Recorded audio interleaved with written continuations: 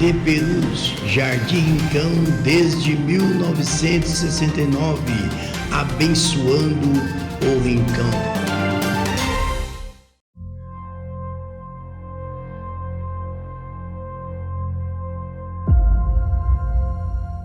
Graças a Deus.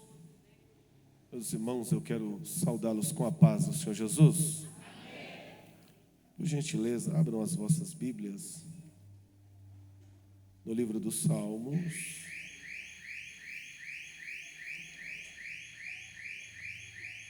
Cento e 24, verso de número 8.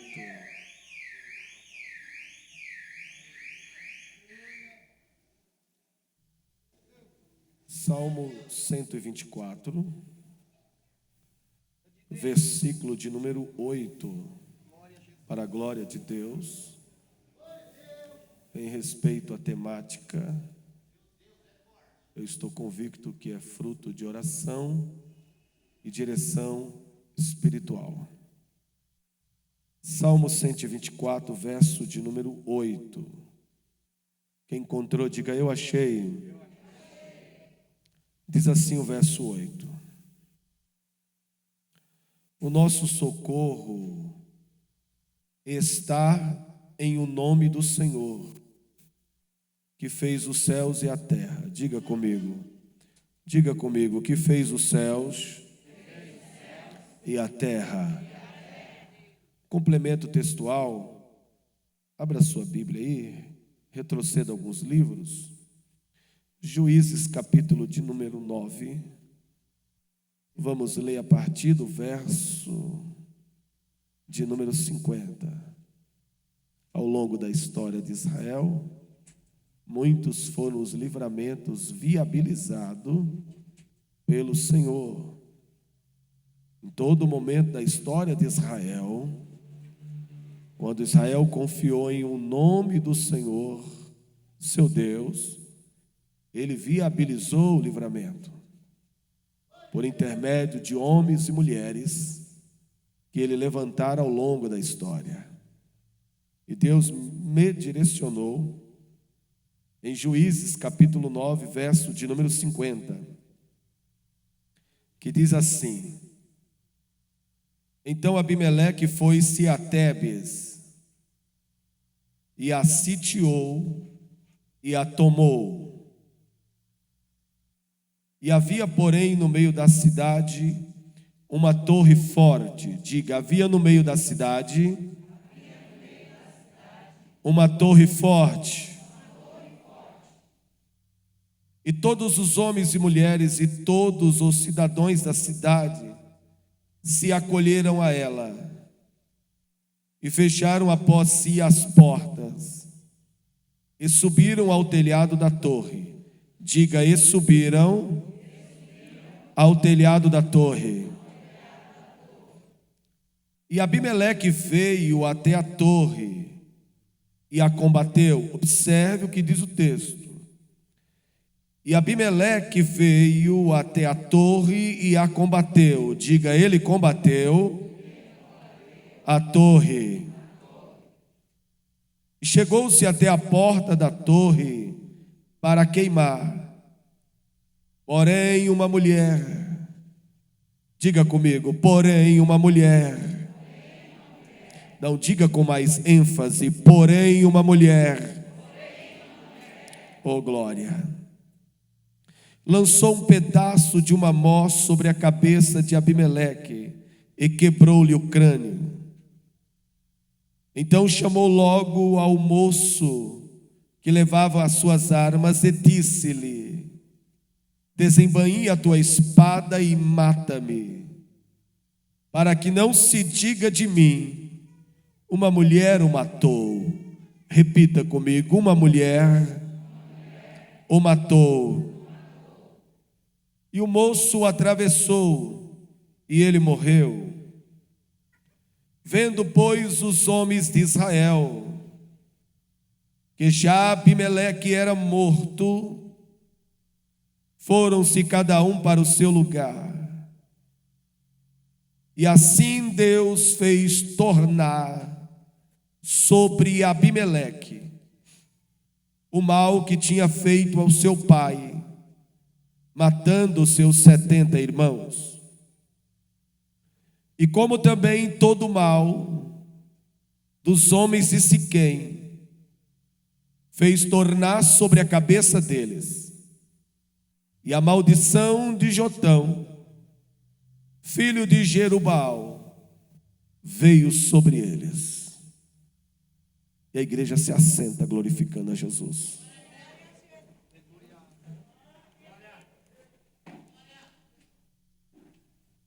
Muito grato a Deus pela oportunidade de retornar a essa casa como orador nessa noite desse grande congresso. Mais uma vez grato ao pastor Eric da Silva, sua esposa, família, ministério, ao co-pastor dessa casa, aos obreiros que compõem o quadro ministerial da mesma, as obreiras dessa casa, irmã Vanessa, obrigado pelo convite, que Deus em Cristo te honre poderosamente. E esse conjunto maravilhoso está completando 51 anos adorando a Deus, 51 anos saqueando o inferno, 51 anos louvando e a macumba sendo quebrada, 51 anos louvando e Deus dando vitória sobre a família, viabilizando o livramento. O tema não poderia ser outro. O nosso socorro está em um nome do Senhor que fez os céus e a terra. Acho que ninguém melhor do que Davi poderia verbalizar tamanha convicção de fé, baseado em suas experiências pessoais que ele tivera com Deus ao longo da sua caminhada. O meu socorro está em um nome do Senhor que fez os céus e a terra.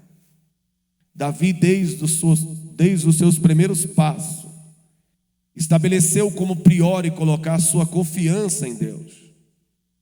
Para matar o leão, ele confiou em Deus. Para matar o urso, ele confiou em Deus. Para matar Golias, ele disse: tu vem a mim com lança, com espada e com escudo. Eu vou a ti em nome de Jeová Sabaote. Há quem diga que quando o homem, pastor, atinge o topo, ele muda de forma negativa e depreciativa, amigo. Porém, quando encontramos Davi no topo, Davi agora tem uma cidade que traz o seu nome, a cidade de Davi. Davi tem um exército poderoso, uma guarda pessoal composta dos 40 homens mais valentes e garbosos de Israel. Ele diz no Salmo 121, eleva os meus olhos para o monte, de onde me virão o meu socorro? O meu socorro não vem da minha cidade murada, o meu socorro não vem do meu exército, não vem da minha guarda pessoal, o meu socorro vem do Senhor que fez os céus e a terra. Ao longo da história, Deus viabilizara, não somente por intermédio de Davi, mas por muitos personagens, dentre eles homens e mulheres que ele levantara, homens e mulheres que estabeleceram a sua confiança no Senhor, que tiveram o nome do Senhor como seu socorro presente. Por meio dos mesmos, Deus viabilizara grandes livramentos.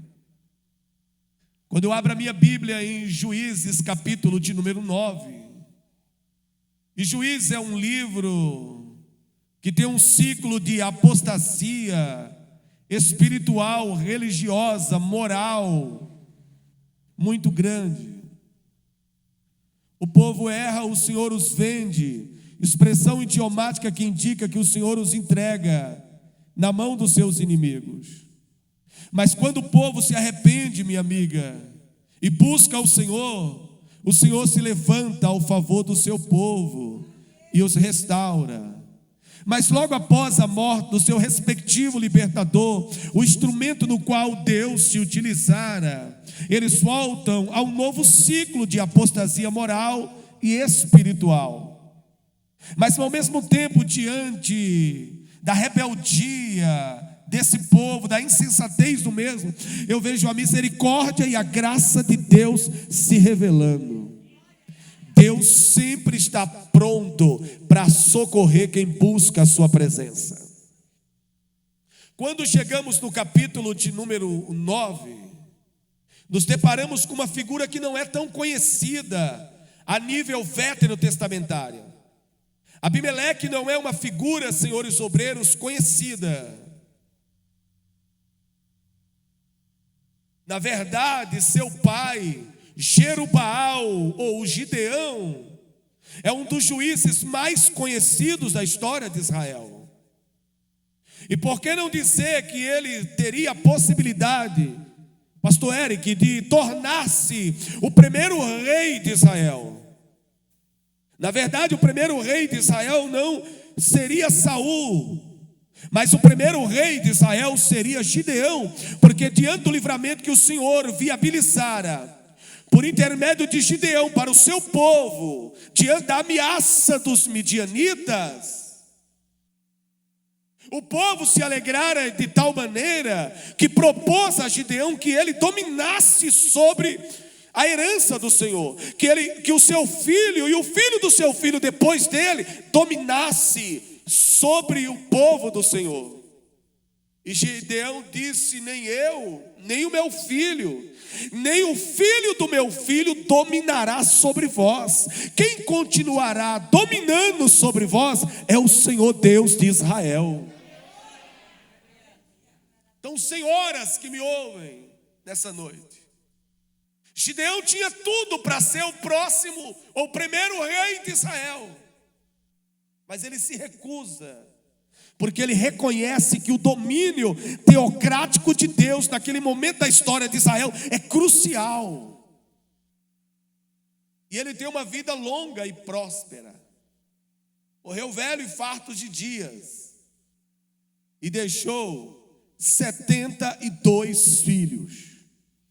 Gideão teve muitas mulheres, um erro muito clássico dos homens do Antigo Testamento.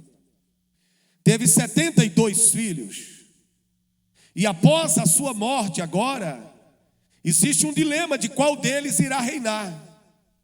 E um por nome Abimeleque, que é filho de uma concubina de Siquém, se antecipa. E ele é o biotipo perfeito nessa noite, senhores obreiros, daquele obreiro que se precipita, que não sabe esperar o tempo de Deus. É aquele obreiro que é ávido, senhoras, por crescimento, por sucesso. E não há nada de errado em desejar crescer. Não há nada de errado em almejar o sucesso de ordem ministerial. O problema é como se cresce e o que se faz para se obter o sucesso. Gostoso mesmo, minhas irmãs, é esperar o tempo de Deus, porque no tempo de Deus não tem demônio no inferno que vai invalidar a palavra de Deus sobre a nossa vida. Não invalida. Não tem demônio, senhores obreiros, que invalida a palavra de Deus. A Bíblia diz que o filho de Zacarias, João, ele crescia. Olha que crescimento natural lindo. Ele crescia, jovens, ele crescia e se robustecia na graça e no conhecimento nos desertos da Judéia. Ninguém está vendo, mas ele está crescendo e está adquirindo robustez na graça e no conhecimento. Ele está no tempo de Deus. Quem está no tempo de Deus é diferente. Como eu não conheço a tua particularidade, eu quero condicionar aquilo que Deus tem na tua vida. Nenhum demônio do inferno vai impedir e vai invalidar o que Deus determinou sobre a sua vida.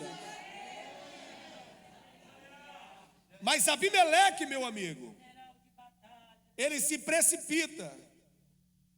Não há legitimidade em seu ministério, porque ele é filho, pastor, de uma concubina. Não há legitimidade em seu ministério.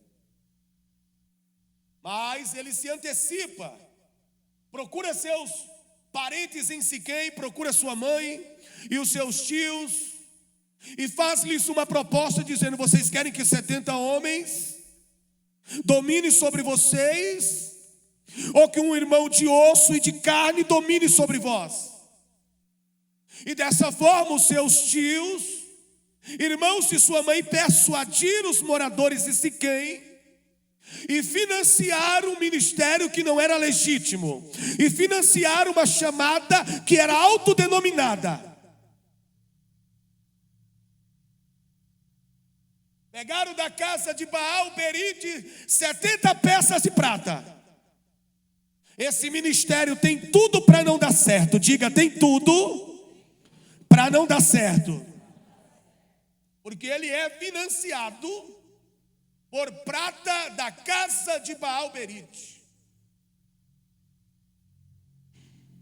E ele contrata uns homens vadios, ociosos e sem caráter, e vai a Ofra e mata os seus 70 irmãos sobre uma pedra. Diga, sobre uma pedra. Que isso venha que se fixar na sua mente. Diga, sobre uma pedra ele mata os seus 70 irmãos. Crescer é bom, obter sucesso, melhor ainda. Mas temos que estar atento como estamos crescendo e o que somos capazes de fazer para obter o sucesso. Tem gente que é capaz até de matar para poder crescer e atingir os seus objetivos escusos, que é o caso de Abimeleque. Ele mata os seus 70 irmãos. Jotão, porém, escapa ao menor e vai tecer uma das parábolas mais lindas do Antigo Testamento, e conclui essa parábola dizendo que fogo sairá dos moradores de Siquém, irá consumir Abimeleque, e fogo sairá de Abimeleque, irá consumir os moradores de Siquém. E se retirou por medo de seu irmão Abimeleque. Passado 3 anos, diz o texto sagrado, os ânimos dos moradores de Siquém se alteraram em relação a Abimeleque e lhe armaram emboscada. Observe que passou apenas 3 anos. Diga, 3 anos. Porque o ministério, quando não é legítimo, o ministério, quando não é legitimado pelo Senhor, ele não tem duração. Todos esses movimentos que não está fomentado na palavra, pastor Eric da Silva, eles não permanecem, porque o mestre diz: passarão o céu e passarão a terra, mas a minha palavra permanecerá para sempre. Ministério de verdade tem que estar fundamentado na palavra. Qualquer outro movimento que não esteja fomentado na Escritura Sagrada, ele tem data de validade. Ele passa. E quantas ondas já passaram pela igreja?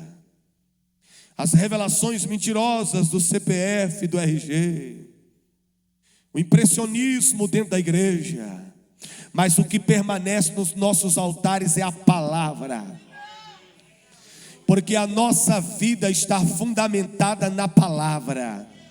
Passado 3 anos, o ânimo dos moradores de Siquém se alteraram contra Abimeleque e lhe armaram emboscada. Ele tomou conhecimento das emboscadas e contra-atacou o povo de Siquém, e tomou a sua cidade, semeou sal na terra e matou os seus moradores. Ou seja, parte da parábola profética de Jotão já está se cumprindo sobre a vida do povo de Siquém, bem, porque eles não agiram com justiça para com a memória de Jerubaal, para com a memória de Gideão, e nem para com os da sua casa. Mas Deus nessa noite é um Deus de memória. Deus conhece as minhas obras e Deus conhece as tuas obras. Tendo ele tomado Siquém, semeado sal sobre a terra e matado os moradores, senhores, ele vai para uma cidade chamada Tebes. Diga comigo, Tebes. Ele vai para Tebes, e o texto é bem resumido, o texto é direto ao dizer que ele veio, sitiou Tebes e a tomou. Diga, ele veio. Diga, sitiou os Tebes e a tomou. Provavelmente, irmã Vanessa, a cidade de Tebes não tinha muralhas como a cidade de Siquém, que foi necessário uma estratégia bélica para se tomar a cidade. Já Tebes, pelo que transcorre do texto, ela é sitiada e tomada, ela não ofereceu resistência. Como as cidades da antiguidade, ela não tinha muralhas, porque as maiorias das cidades fortificadas, elas tinham muralha. Ao exemplo de Jericó, ao exemplo de Babilônia, e as grandes cidades da história, elas eram muradas, tinham muralhas que as protegia de ataque externo. Já torna-se perceptível que Tebes é uma cidade que não tem, ou seja, uma muralha para defendê-la de ataque externo. Simplesmente Abimeleque veio e a sitiou, ou seja, ele a cercou e a tomou. Aí a Bíblia diz que os cidadãos de Tebes, tanto homens como mulheres e crianças, correram para uma torre fortificada que ficava no meio da cidade. E a Bíblia diz que eles entraram na torre e foram para o telhado. Diga comigo, foram para o telhado. E fecharam as portas sobre si, senhores. E a Bíblia diz que Abimeleque, ele combateu a torre. Diga, ele combateu a torre. Diga com força, ele combateu a torre.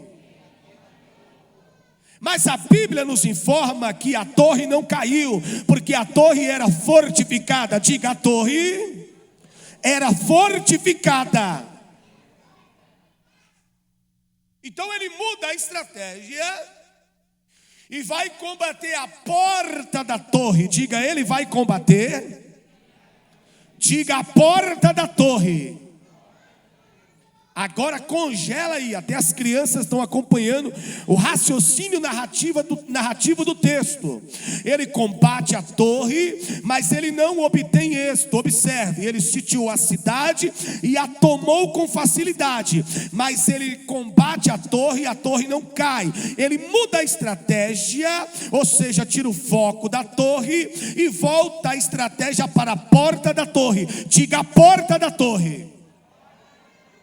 Agora congele aí o cenário. Tebes é um retrato do sistema mundano nos nossos dias atuais. É um retrato do sistema mundano dos nossos dias atuais.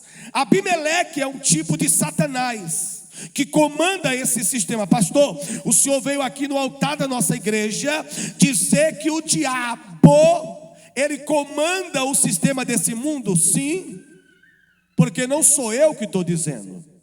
Jesus disse que o mundo jaz do maligno. Então o maligno, ele comanda esse sistema mundano. Ele comanda a moda, ele comanda os meios de comunicação, ele comanda toda a ordem de influência negativa desse sistema degenerado, corrupto e pervertido. Mas ele não pode dominar a torre. Diga, ele não pode dominar a torre. O diabo pode dominar lá fora, mas aqui dentro ele não domina. Aqui o nosso socorro está em o nome do Senhor que fez os céus e a terra. O diabo pode dominar a Rede Globo, mas não domina a tua casa. O diabo pode dominar os conglomerados de riquezas bancárias desse país, mas não domina a igreja do Cordeiro de Deus. Aqui não, aqui Satanás não domina. Aqui Satanás não tem influência. Oh, aleluia! Ele pode comandar esse sistema lá fora, mas aqui dentro quem comanda é o cabeça, é Jesus Cristo de Nazaré. E ele levanta quem ele quer, abate quem ele quer, ele envia quem ele quer, ele traz quem ele quer. Ele faz porque ele é Deus nessa noite.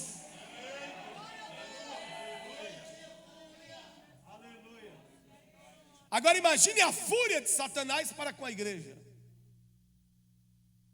Porque ele comanda o mundo da moda, senhores. Mas não pode comandar esses jovens e essas jovens que estão aqui. Porque elas não comem o que Satanás manda elas comer. Elas não vestem o que Satanás manda elas vestirem. Porque o domínio dele está dessa porta para fora. Na nossa vida quem manda é Jesus Cristo de Nazaré.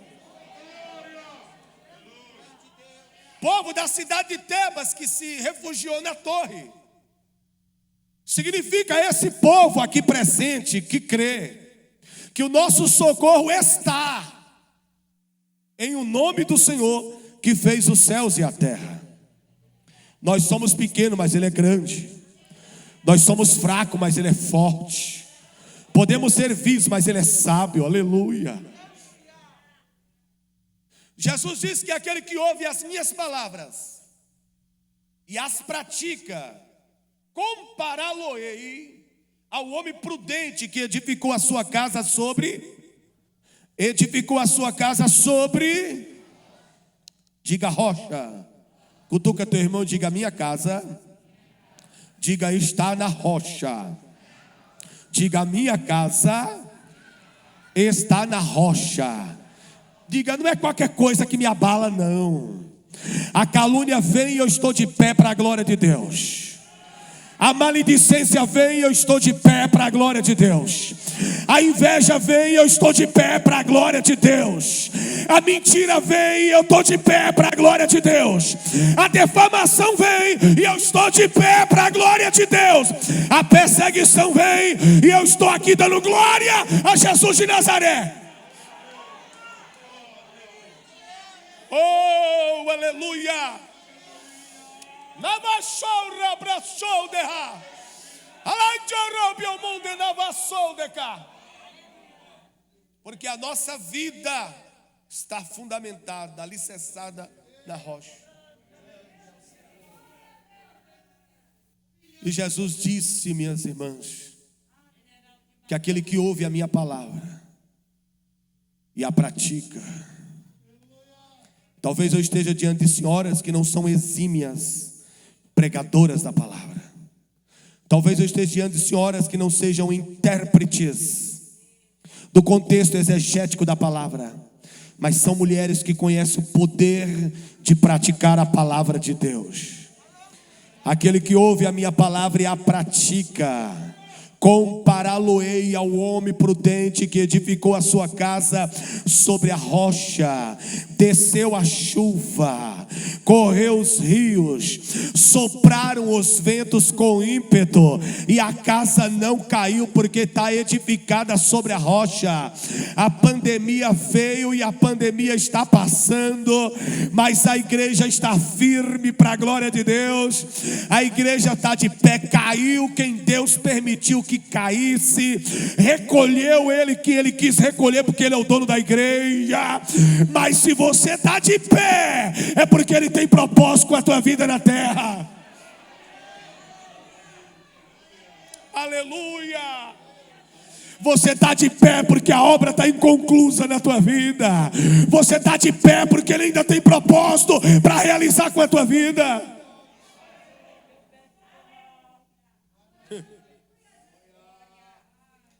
Eu lembro, meus amigos, meus iguais em Cristo Jesus, Logo no início dessa pandemia, eu estava no Monte Cocaia orando. E quando eu desci, Deus usou uma profetisa e disse assim: filho, tu não vai morrer nessa pandemia. Eu já me senti ali blindado, sabe? Eu já me senti ali imortal. Disse: vou morrer não, porque o Senhor disse que eu não vou morrer. Filho, tu não morrerás nessa pandemia, porque no término dela, estou eu te colocando dentro do pássaro de aço, e estou eu te enviando para os países europeus, porque tu lá será o meu candeeiro na Europa. Ainda bem que eu ouvi um aleluia ali. E quando o Senhor diz que não morre, não morre. Diga: e quando o Senhor diz que não morre, não morre. Mamães, se o Senhor diz que o teu filho não morre, o diabo não mata ele, o PCC não mata ele, a família do norte não mata, a polícia não mata, a rota não mata. Se Jesus disse que não vai morrer. Eu me alegrei tanto, eu glorifiquei a Deus tanto no sopé daquele monte. Sabe por quê? Porque um dia sem conhecer Jesus, eu estou cercado por homens da rota, preste a ser executado dentro de um matagal. Pastor Eric, preste a ser executado dentro daquele matagal. E o Senhor enviou 2 anjos e me tirou da mão da rota e disse: não vai morrer porque eu tenho obra, não vai morrer porque eu tenho propósito.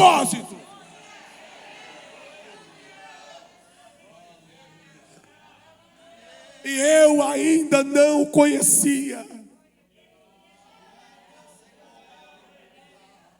Eu me lembro como se fosse hoje. O soldado veio, bateu a escopeta no meu peito. Você sabe que você vai morrer? Eu disse: eu sei. Quantos homens você já matou? Disse: nunca matei ninguém não. Tu vai matar um inocente. Era uma época difícil. Eu sabia que eu ia morrer. Eu sabia que eu não ia sair dali vivo. Por que eu daria informação para eles? Era a mentalidade dos garotos do começo da década de 90, envolvidos no submundo do crime. Ele olhou para mim e riu e disse: você é o inocente que eu irei matar com o maior prazer.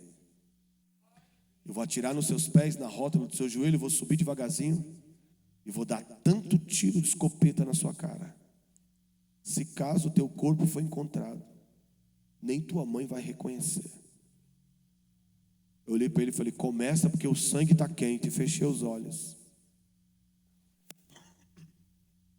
Quando eu fechei os olhos, eu vi a irmã Miriam, porque testemunho verdadeiro tem nome. Eu vi a irmã Miriam.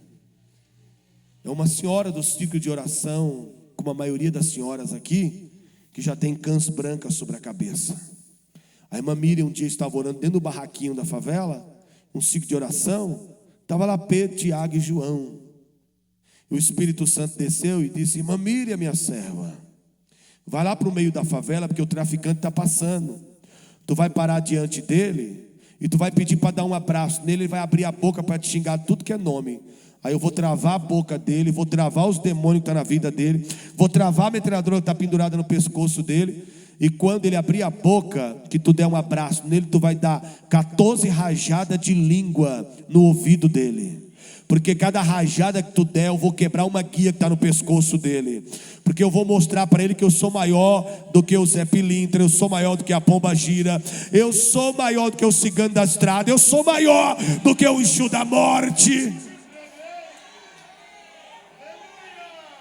E depois tu vai dizer no ouvido deles que os que estão à direita dele vai cair e vai morrer aqui dentro, os que estão à esquerda também.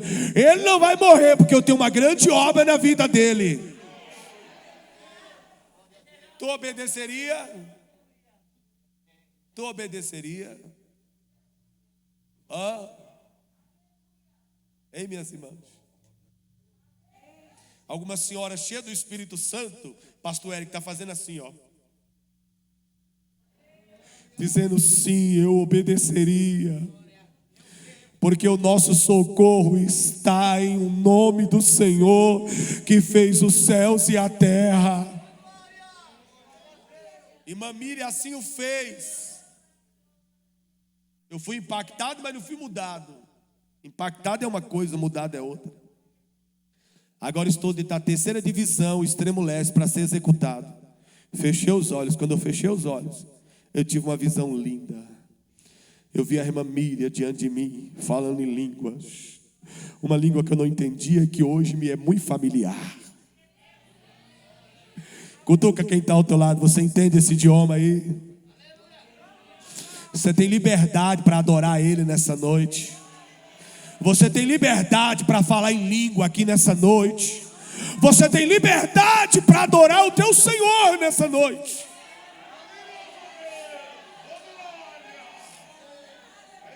Oh, aleluia. Dentro daquele matagal, eu de olho fechado vi a irmã Miriam, e ela dizia: as palavras soavam nos meus ouvidos como faca dilacerando a minha alma, e dizendo: os que estão à tua direita cairão e morrerão aqui dentro, os que estão à tua esquerda também, mas tu não morre, porque eu te escolhi para uma grande obra na terra. Aí caiu um silêncio dentro daquele matagal, senhores. Um silêncio assustador. Qual o nome do senhor? Pastor Davi, eu abri os olhos. Quando eu abri os olhos, assim, ó, a primeira viatura da rota que entrou dentro do matagal, caracterizada. O segundo carro onde eu estava dentro, descaracterizado. E mais duas viaturas da rota. Não tinha como manobrar porque era bem estreito. Eles estavam parados. Todos eles, pastor Davi, de costa para mim, com as armas baixadas. Quando eu contei esse testemunho no pavilhão 9 da casa de detenção, o William Hermes Camacho, o Marcola, os caras da antiga disseram assim para mim: por que tu não se embrenhou dentro do mato e deu fuga? Eu disse: é porque o anzol de Jeová já tinha me pegado. Sabe por que você deu aleluia, você deu glória a Deus? Porque um dia esse anzol te pegou. Ah, e quando esse anzol pega, não tem jeito. Quando ele te pega, acabou o mundo, acabou a balada, acabou o pancadão. Agora é com Jesus, agora é guerra na terra, agora é combate na terra. O anzol, diaconisa, havia me pegado. Aleluia. Quando eu olhei, estavam todos eles de costa para mim. Diante do primeiro carro da rota que entrou dentro do matagal, estava um carro branco com dois seres vestidos de branco dentro do carro. Mas eles eram muito lindos. A silhueta deles eram perfeitas. E eles olhavam para mim e sorria, como querendo dizer: você não vai morrer, porque o Senhor te enviou socorro nessa madrugada.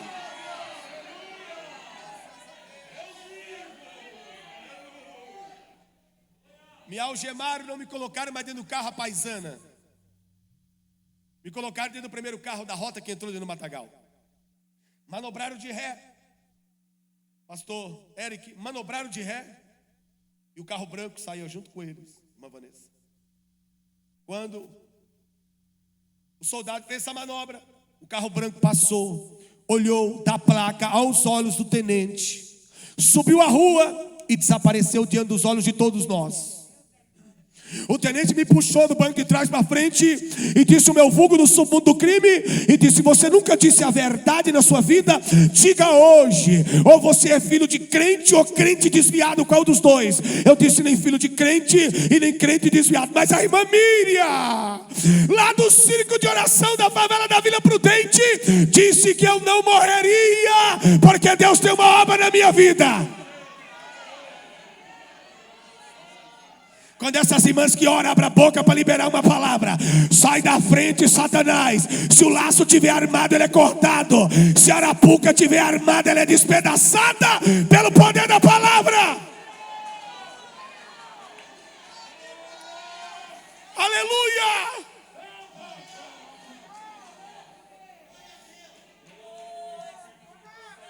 Ele disse assim: conduz o humilhante até o 56 DP da Vila Alpina. Qual o nome do senhor? Pastor Sebastião. O soldado parou a viatura 3 vezes. E disse: tenente, o que vimos nessa madrugada é paranormal. Vamos soltá-lo e mataremos em outra oportunidade. O tenente, na primeira vez, disse para ele: conduz o miliante até o 56 DP.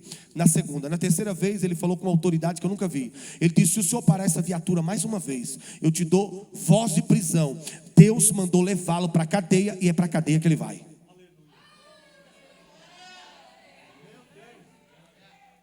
Tu percebe que é o teu Deus que está no controle nessa noite? Ele vai agir na vida do jeito que Ele quiser. Ele leva, Ele traz. Ele pode levar, mas quando voltar, volta transformado para a glória de Deus. Quando eu cheguei no 56 DP, jovens, que o delegado olhou para mim e disse: não acredito. Eu estou diante de um homem morto. Eu disse: estou morto não, estou vivo. Aconteceu que a rota não te matou. Disse: Deus enviou 2 anjos e me tirou da mão da rota. Aleluia. Aleluia, aleluia, aleluia, aleluia, aleluia, aleluia, aleluia. O nosso socorro vem do Senhor. O nosso socorro está em o nome do Senhor que fez os céus e a terra. Se Ele disse que eu não morreria antes de conhecê-lo, e Ele falando agora que eu não vou morrer já conhecendo Ele, imagine a minha alegria saindo do monte do Cocaia, dizendo: 1000 cairão à direita, 10.000 à tua esquerda, mas tu não serás atingido para a glória de Deus. Diga: Deus blindou a minha vida nessa pandemia. Deus blindou a minha vida nessa pandemia. Você está blindada, minha irmã. Você está blindado, meu irmão.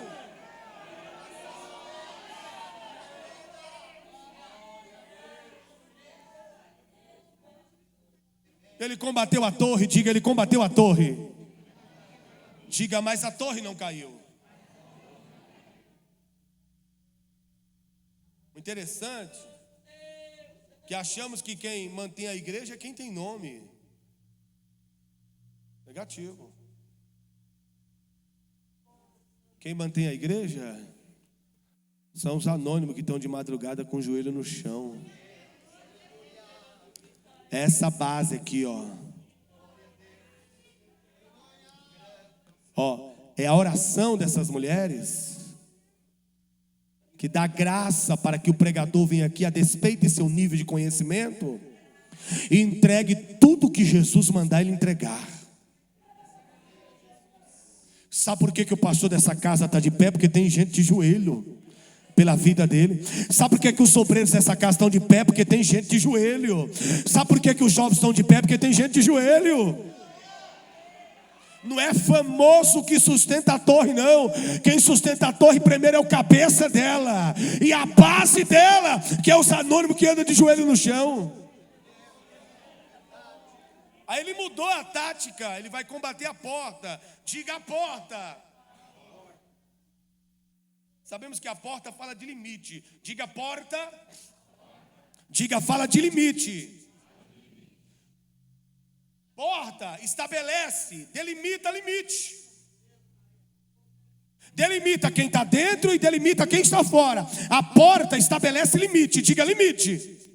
Aí o diabo quer atacar a porta e destruir a porta. Por quê? Porque aí quem está dentro pode sair a hora que quiser, quem está fora pode entrar a hora que quiser. E a obra de Deus não é como você quer, a hora que você quer e do jeito que você quer, não. A obra tem porta. Diga: a obra tem porta. Ministério de Perus tem porta, tem limite para a glória de Deus. Jesus disse: eu sou a porta.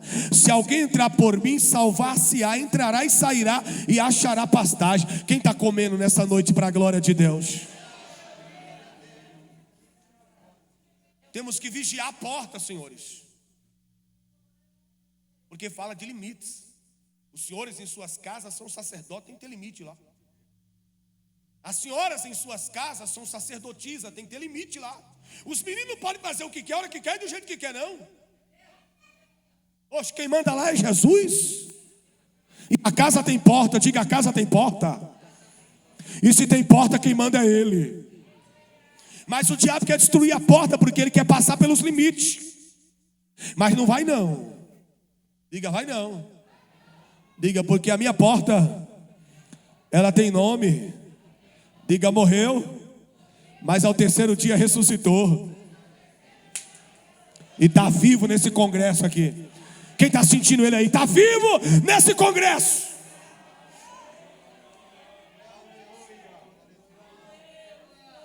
Quando ele mudou a tática para a porta, diga para a porta. Presbítero, meu amigo, quando ele mudou a tática para a porta, a Bíblia fala uma mulher, diga uma mulher. Nós temos centenas, milhares de exemplos de homens que Deus utilizou para viabilizar livramentos. Mas é congresso de mulheres. Nada mais justo do que Deus nos direcionar dando uma revelação que fala de uma mulher. Diga uma mulher. Só observe que não aparece o nome dela. Aparece o nome dela? E a tribo dela? E o pai dela? É só uma mulher. Diga uma mulher.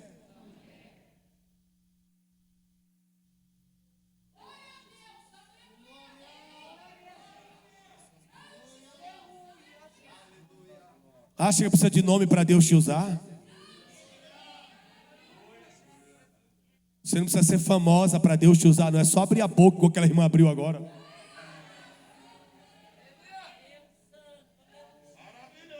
Diga comigo uma mulher. Lembra daquela menina anônima? Quando eu prego 2 Reis, capítulo de número 5. Eu estive algum tempo atrás com o pastor Orlando e eu fiz uma abordagem, ainda que sucinta por causa do tempo, em 2 Reis, capítulo de número 5. Eu denomino de a menina sem nome. Ela chegou na casa do general sem nome, diga sem nome. Reduzida à condição de escrava, a condição mais deplorável da antiguidade. Perdeu o pai e a mãe, foi saqueada e sequestrada. Está numa terra estrangeira, servindo como escrava. Ela tinha tudo para lançar a toalha. Diga, ela tinha tudo para lançar a toalha. Diga, ela não tem nome na terra. Diga, mas tem nome no céu. Tem gente que busca reconhecimento aqui embaixo e lá em cima ninguém sabe quem é ele. E tem gente que ninguém sabe quem ele é embaixo, mas quando coloca o joelho no chão, quando coloca o joelho no chão, alguém lá em cima brada dizendo: para tudo porque a minha serva está orando. Não é famosa embaixo, mas é famosa em cima. Porque tem gente famosa aqui embaixo, mas não tem mais moral lá em cima.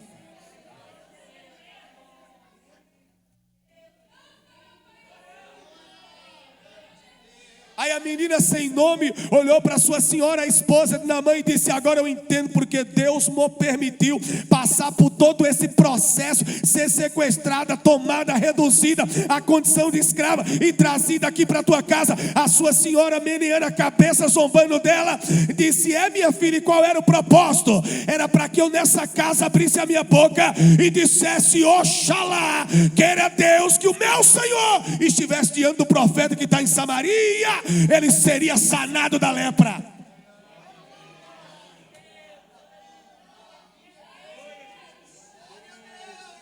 Pastor Eric, elas vão lembrar. Essas senhoras de cabelo branco vão lembrar uma época da igreja em que a gente liberava a palavra e a nossa vida estava na palavra. Vocês lembram? Liberávamos a palavra e a nossa vida estava na palavra.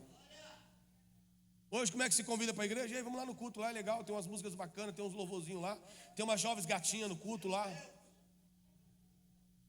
Antigamente se convidava para o culto o canceroso dizia assim: vamos para o culto que Jesus vai te curar do câncer.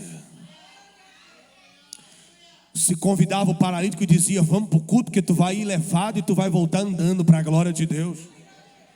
Ou seja, eles evangelizavam, eles liberavam a palavra, senhoras, e colocavam a vida na palavra. Diga: a vida na palavra, porque a menina disse: Oxalá queira Deus que o meu senhor Naamã estivesse diante do profeta que está em Samaria, e ele seria curado da sua lepra. Mas por que ela não disse o Deus de Samaria em vez de o profeta que está em Samaria? É porque ela conhece unção profética, e ela está entre um povo politeísta, adoradores de diversos deuses. Se ela dissesse: há um Deus em Samaria, a sua senhora ia zombar dela e dizer: Deus por Deus, minha filha, nós temos um panteão inteiro, mas profeta que cura lepra é só lá em Samaria, para a glória de Deus.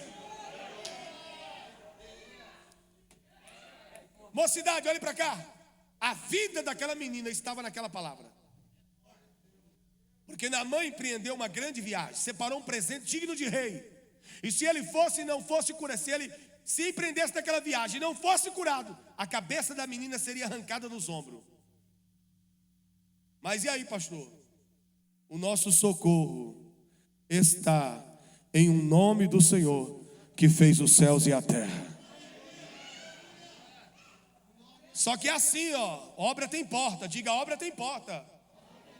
Diga: não é do jeito que tu quer, a hora que tu quer e como tu quer. Não ensaio na hora que você quer, na hora que você está disposto, ou está com um alto astral, está de bom humor. Não, na hora que você quer, na hora que você pode, é a hora que Ele quer. Diga: a obra de Deus tem porta. E essa regra se aplica até para quem está fora. Porque Naamã chegou assim: eu estou pagando 10 talentos de prata, 6.000 ciclos de ouro, 10 mudas de veste. Diaconisa, é um presente digno de um rei. Estou pagando, quero ver o profeta. Ele vai sair, vai orar ao seu Deus, vai fazer a mensura, porque eu sou chefe de estado, vai passar a mão sobre a lepra e o leproso vai ser curado. Só que ele não entendeu que lá na casa dele não tem porta, mas na casa de Israel tem porta. O cara é famoso fora da igreja e acha que dentro da igreja ele pode continuar sendo famoso. Ele é médico lá fora, aqui dentro ele é adorador, ele é servo para a glória. Aqui tem porta, gente. Olhe para quem está ao teu lado e diga: a casa de meu pai tem porta. Oxe, não é de qualquer jeito não, aqui é do jeito dele, a hora que ele quer e do jeito que ele quer, porque a casa é dele e a porta é ele. Aí ele chegou e o profeta olhou para o assistente assim: vai lá e fala para Naamã mergulhar 7 vezes no Jordão, que ele vai ser sanado da sua lepra. E se fosse nos nossos dias atuais? Ei, gente, o presidente está à porta da minha casa, faz uma chamada ao vivo aqui logo, pelo amor de Deus. Eu sou o profeta do presidente. Tem uns por aí agora até se denominando profeta do presidente. Eu sou profeta de Deus. Eu vi alguém dizendo ali: eu também. Nós somos profeta de Deus. Aí chegou tudo arrogante.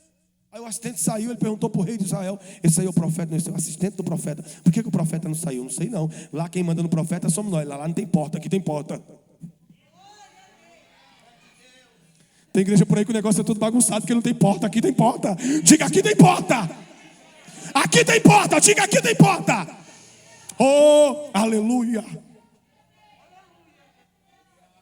Lá na tua casa, né, mano? Lá no teu reino, lá não tem porta, mas aqui tem. Aqui quem manda no profeta é o dono do profeta, é Deus.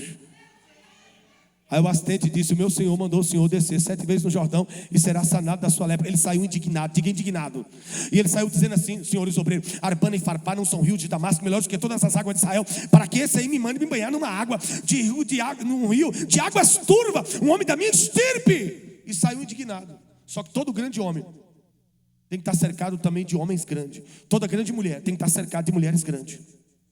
Se acercaram dele e disse: meu pai, se porventura, olha aí, meu mano, meu pai, se porventura o profeta lhe pedisse alguma coisa surreal, o senhor não faria diante da expectativa de ser curado? Quanto mais ele mandando o senhor só tomar um banhozinho no rio. Olhe para quem está ao teu lado: é só descer um pouquinho que o nível sobe. Eu não estou gostando do culto, é só descer um pouquinho que o nível começa a subir para a glória de Deus. Não é quem está pregando, não é quem está dirigindo, não é quem está filmando. É você que vem trazer glória a Deus e aleluia para encher essa casa de adoração.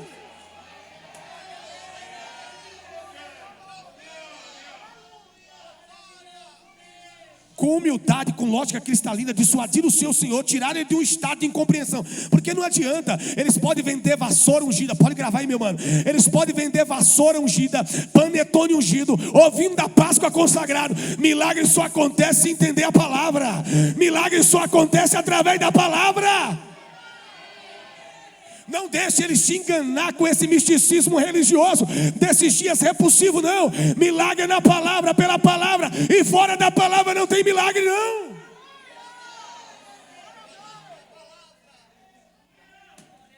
Senhores obreiros, ele só viveu milagre porque o seu servo dissuadiram ele, porque ele estava num estado de incompreensão. Ele não compreendeu a revelação, ele não compreendeu a palavra. Aí quando o seu servo dissuadiram ele com lógica, com humildade, com precisão, levaram ele a um estado de compreensão. Quando ele entendeu a palavra, é só descer, né, meu pai? É só descer. É só parar de ser orgulhoso, soberbo, arrogante, achar que você é melhor, achar que você faz melhor e descer um pouquinho, porque o nível vai subir. Olhe para quem está ao teu lado e diga: se prepare porque o nível do congresso vai subir. Se prepare porque o nível do congresso vai subir. Porque eu vou me rasgar nessa noite. Eu vou descer para a glória de Deus.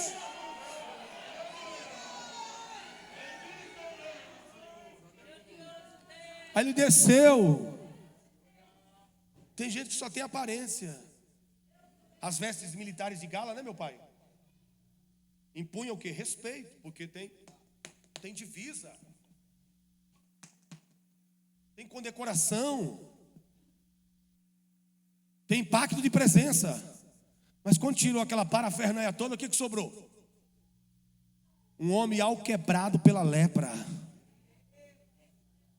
Aí ele entrou dentro do Jordão, mergulhou uma vez, aconteceu nada, mergulhou a segunda, a terceira, a quarta, a quinta, a sexta. Na sétima vez que ele emergiu nas águas, que ele emergiu dela, a carne dele estava com uma carne de um bebê, rosadinha, esticadinha, minha amiga. Aí sabe como é que ele voltou agora? Ele voltou quebrantado, porque o nível subiu. Diga: o nível subiu. Aí ele voltou. Sabe o que ele disse para o homem de Deus? Eu reconheço que em toda a terra não há Senhor, a não ser em Israel. Dá pois a esse teu servo 2 cargas de mula de terra, porque nunca mais esse teu servo oferecerá sacrifício a outro Deus que não seja esse Deus. Levanta a sua mão direita e diga: que não seja esse Deus. As minhas mãos se levantam para adorar esse. Olha o sonoplasta ali em cima. Para adorar esse Deus.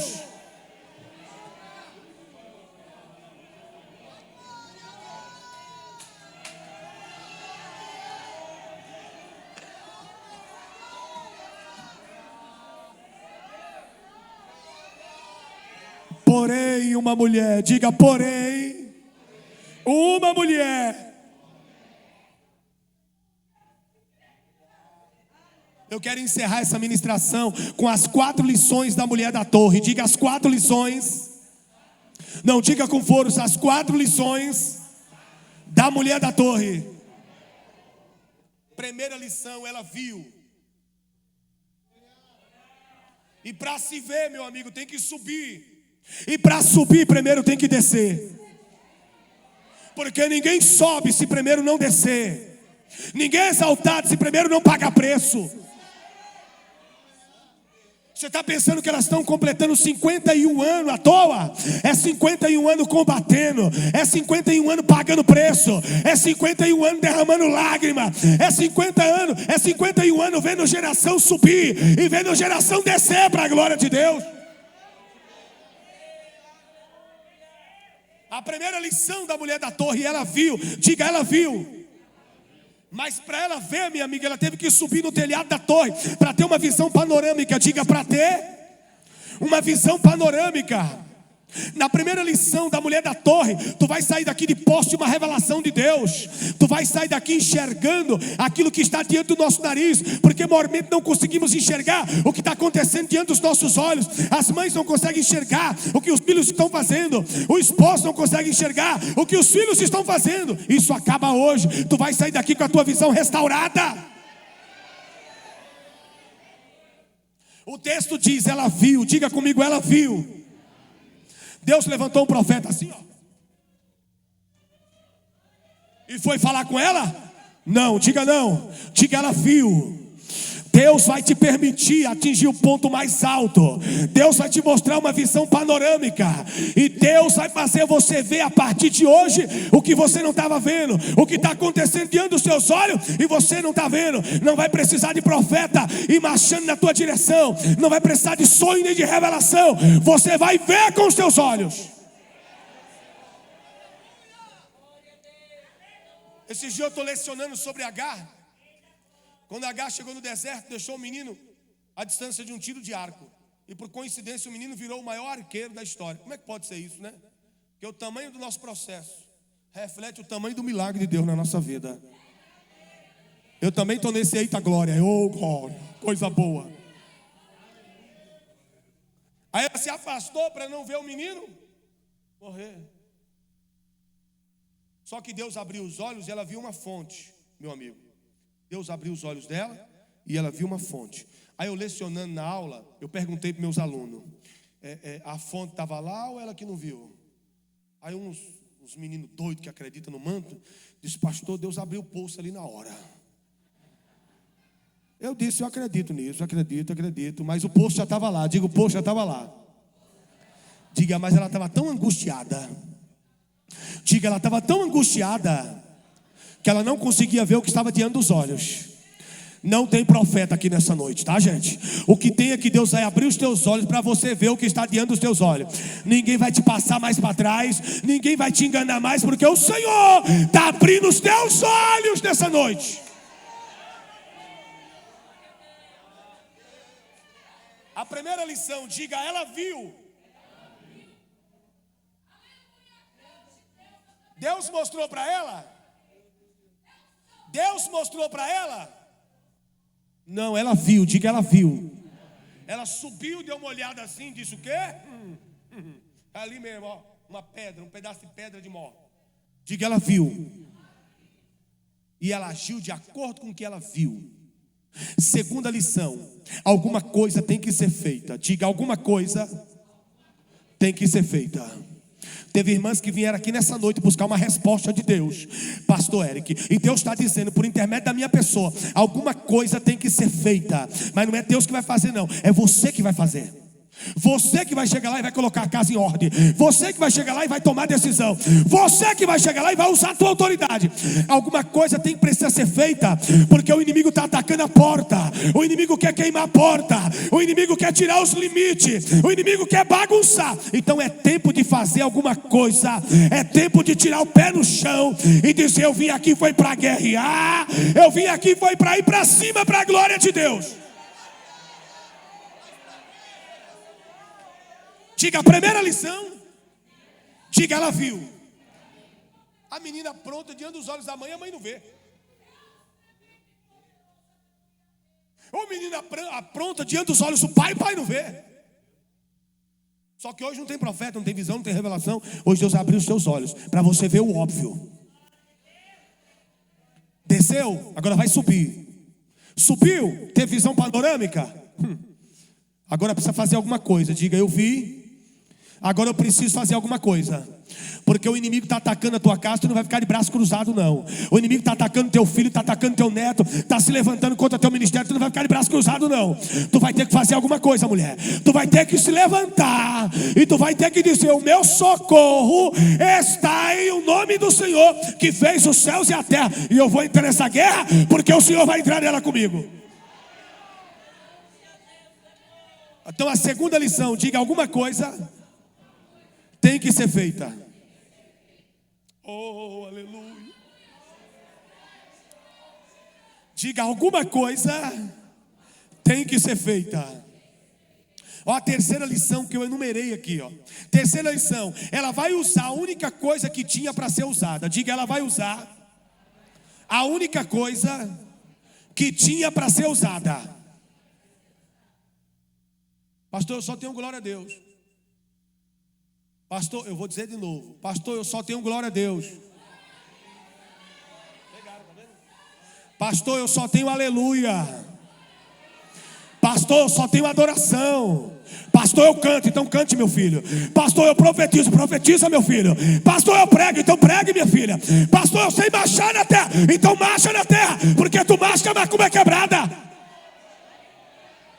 Ela vai usar a única coisa que ela tem. Diga, ela vai usar a única coisa que ela tem. O diabo não respeita aquilo que você não tem, porque aquilo que você não tem não é teu. O diabo só respeita aquilo que você tem. Ó os demônios reunidos. Ela é analfabeta, mas quando ela abre a boca, a presença do Deus dela desce e não dá para ficar lá não. Diga, ela vai usar a única coisa que tem para usar. Aí eu gostaria de ter uma metralhadora e catar Abimeleque em cima da torre e dar uma rajada no meio da cara dele, porque Abimeleque tem que morrer mesmo. Aí eu gostaria de ter aqui uma espada mágica que voe lá, arranca a cabeça dele. Não, você não vai trabalhar com aquilo que você não tem. Você vai trabalhar com aquilo que você tem. Você não vai usar aquilo que você gostaria de ter. Você vai usar aquilo que você tem. Se tem glória, dá glória. Se tem aleluia, dá aleluia. Se tem adoração, adora Ele. Se tem disposição para fazer, faça. Se tem fé para dizimar, dizima. Se tem fé para ofertar, oferte. Se tem fé para votar, vote. Deus me enviou aqui nessa noite para dizer que Ele quer usar o que você tem e não o que você não tem. Deus não quer usar aquilo que o teu irmão tem. Deus quer usar aquilo que você tem. Pastor, a minha palavra é simples, mas Deus quer usar ela.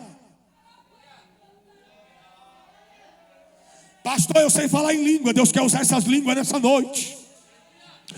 Pastor, eu faço careta. Faça careta nessa noite, porque o inferno vai bater em retirada.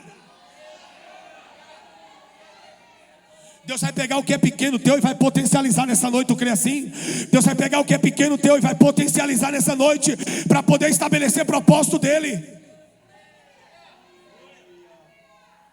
Sansão tinha uma queixada fresca de jumento. Tem nordestino aqui? Eu estou sozinho no altar, tem nordestino aqui? Tem? O senhor é nordestino? Baiano. Então o senhor sabe o que é cabeça de jumento, não sabe?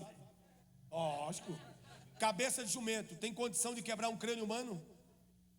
Não, a cabeça de jumento em si, diante da resistência do crânio humano, não tem condição de quebrá-lo. Vai se desintegrar antes. Mas quando Sansão botou a mão na cabeça de jumento, virou o martelo de Thor. Isso é para os jovens entender a mensagem e dar glória ali, ó.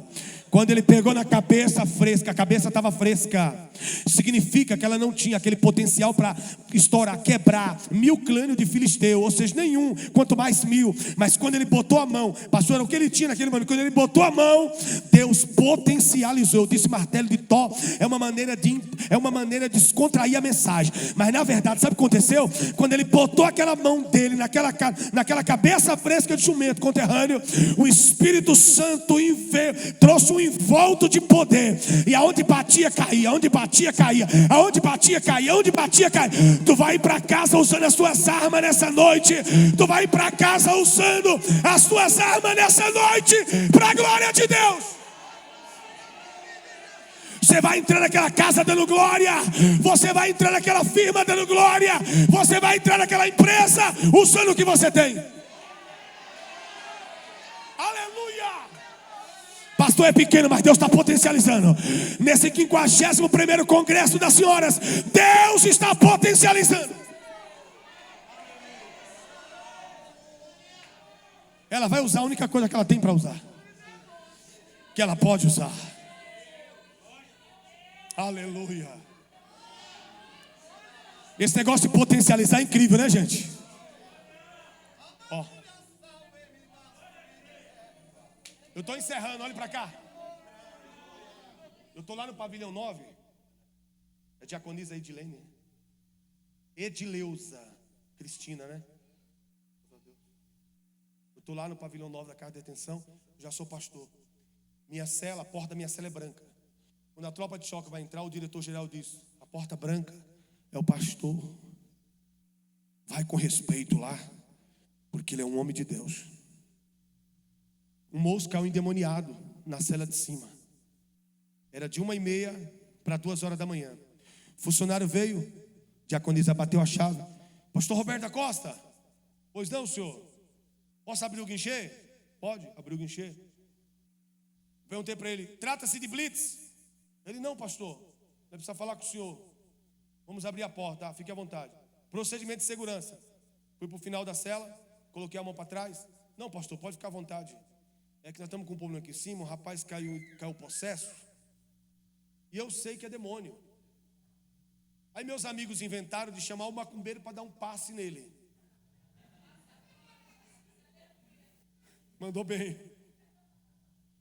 Vai dar um passe nele. Eu disse: o que aconteceu? Macumbeiro eu conheço, tem quase 2 metros de altura. Entrou na cela, pegou o braço do endemoniado e foi dar um passe nele. Só que ele tem 2 metros de altura e o menino tem a minha altura, 1,65 m, 1,68 m. Catou ele, deu um tranco no braço dele e só fez isso aqui, minhas irmãs, ó. Pum, quebrou o braço dele em 2 lugares. Meteu a mão no peito dele, ele voou para fora da cela. Aí os demais funcionários disseram: é melhor chamar o pastor, né? É melhor chamar. Passou vergonha, pastor. Aí estou subindo a escada, escoltado. Todo mundo perguntando: pastor, o que está acontecendo, pastor? Estou levando o senhor para onde? Não, fica tranquilo, meus filhos. Estou indo aqui orar para uma alma. Quando eu cheguei na entrada da porta, tem funcionário aqui, funcionário de frente, mas ninguém diante da porta. Parei diante da porta. Ele olhou para mim e disse, com a mão para trás, os pés sentados que nem o Buda: você não vai entrar. Eu disse: como é que tu sabe? Já entrei. Aí entrei. Nós não entrevistamos demônios. Fui na direção dele, coloquei a mão aqui no túbio da parte frontal do crânio dele e disse: em o nome de Jesus de Nazaré, eu te ordeno, legião, sai da vida dele. Ele deu um sobressalto com as pernas cruzadas. Ele deu um sobressalto para cima. Eu disse: vai estourar a cabeça no teto. Foi lá em cima, voltou, caiu de joelho, levantou as 2 mãos e aceitou Jesus como Salvador. Agora, para você, dá tempo de encher o peito e dar um glória bem gostoso. Ele aceitou Jesus, foi curado da AIDS e foi liberto. E hoje é nosso irmão para a glória de Deus. Porque Deus vai potencializar o que é pequeno e vai cumprir o propósito dele na nossa vida. Terceira lição: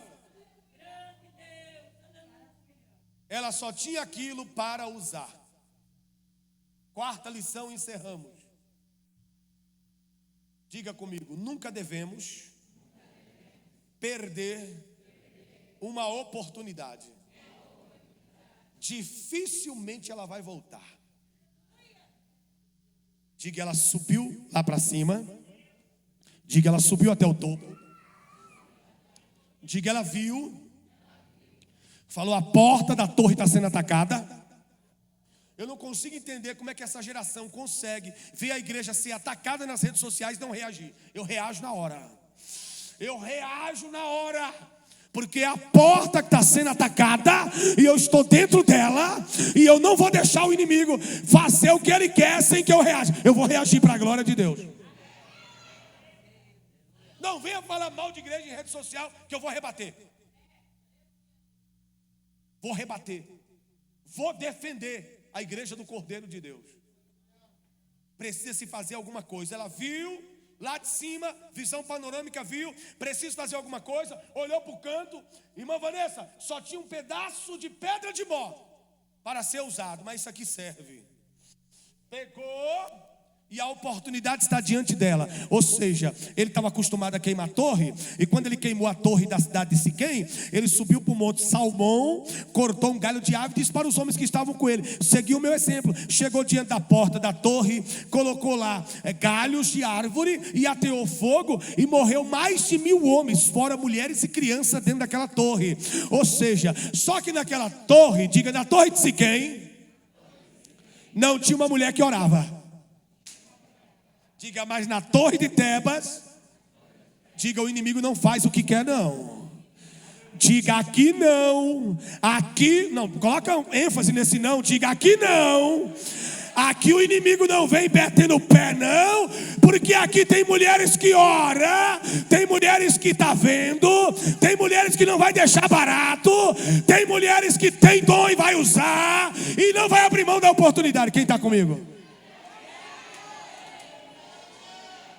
Ela não perdeu a oportunidade, minhas irmãs. Pegou a pedra e nem mirou, só olhou. Ele lá, vindo para poder queimar a porta, igual ele fez em Siquém.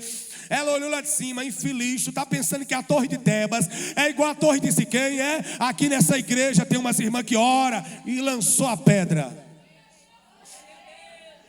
Disse, era o que ela tinha para usar. Diga, era o que ela tinha para usar. Quando ele deu uma olhada, pastor, eu encerro e passo para o senhor. Quando ele deu uma olhada para cima, não tinha mais como desviar conterrâneo. A pedra bateu no meio da cabeça e rachou o crânio dele.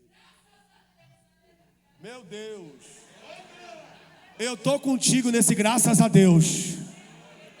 A igreja pode repetir, graças a Deus. Por duas razões. Primeiro, porque tem uma mulher que ora lá, e tem um indivíduo aqui que ousou combater a porta.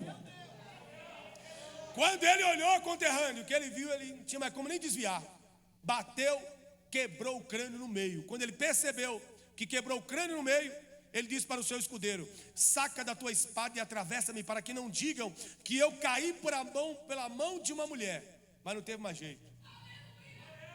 Primeiro, ele viu que quem atirou uma pedra era a mulher, e ele sabia que aquele tiro era fatal.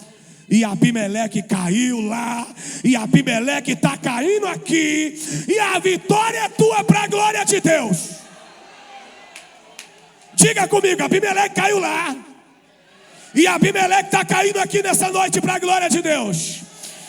Com essa torre ninguém brinca, com essa porta ninguém ataca, porque tem mulher na Adeperus para defender esse negócio.